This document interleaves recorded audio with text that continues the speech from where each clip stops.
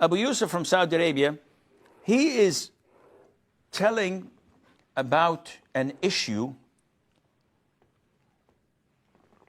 that is reoccurring so many times.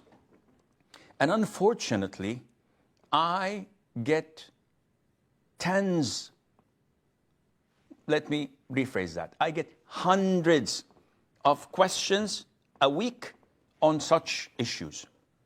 The boy loves a girl, or he doesn't love a girl. The boy is 25 years of age. He's young, he's fit, he's healthy. There's so many temptations out there. And he goes to mom and dad, please help me. I have to get married. And they say, no, it's not yet time for you. Your elder sister is not married yet. Give it a couple of years more, or 3 years maybe, until when you finish 30. And the boy says, this is too much. I will fall into sin. I will fall into haram. And they could care less. So he speaks to his mom, Mom, I'd like to marry such a so-and-so girl. She's the sister of my friend. And she says no, and she curses him. He goes to his father, and he only finds the same treatment. And he curses him. And they all say, we have nothing to do with your marriage. Not only that, if you get married, we will not talk to you. We'll discommunicate with you. We will boycott you. We will not look at you or at your wife or at your children. And we'll curse you day and night. Well, sad news is, most of the boys could care less, because the father and the mother are transgressing against their son.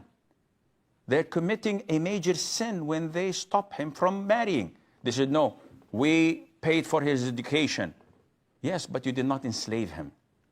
He must marry the woman we choose for him. Wrong. He's not obliged to marry whomever you choose for him.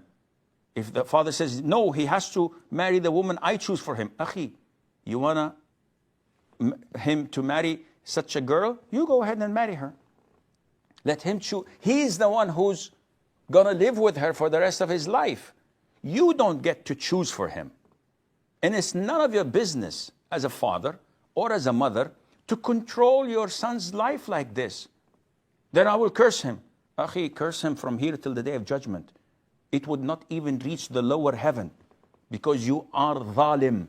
You are committing an act of transgression. It's like saying, I don't like him to drink soft drinks that has cola in it. Only Fanta or 7-Up. It's none of your business.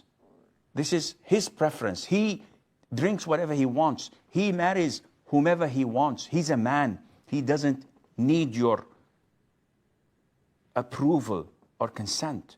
But out of respect and being dutiful, he is trying to put some sense into your heads.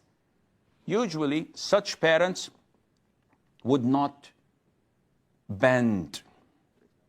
They would continue to be stiff and not willing to compromise till their death. Sad news, but unfortunately, there are parents who are so abusive like this, and even worse. Such parents have horrible life. The mother was treated by her husband in a similar way when she was young. She was enslaved by her in-laws. And now she wants to do the same to her daughter-in-law. She wants someone to be her slave and to cook and clean. This is why she refuses the boy to marry someone of his own choice. And all of this dhulm is reoccurring and born over and over again. Well, these people will be punished on the day of judgment. As for you, my friend, you see someone you like, she's righteous, practicing, from a good family. Your parents don't want or don't accept you marrying anyone unless they choose for you. In this case, you are not a renegade. You are not a rebel. You are a human being choosing your spouse that you will live with for the rest of your life. Let them curse. Let them say whatever they want. Allah will not hear them. Allah would not look at them. for their transgression. Now, you be diplomatic. Don't confront them. Don't go head on. Try to be diplomatic, dutiful. Keep on calling them even after years and years of boycotting you. But you have to remember that they are your parents and your gateway to paradise. They're wrong. They're transgressing. They're sinful without any question. But again, this does not give you the justification or the reason to boycott them in exchange and not to talk to them. No. Keep trying your level best, maybe dua in your sujood that Allah softens their heart. But at the end of the day, akhi, go and get married and don't look back. We have a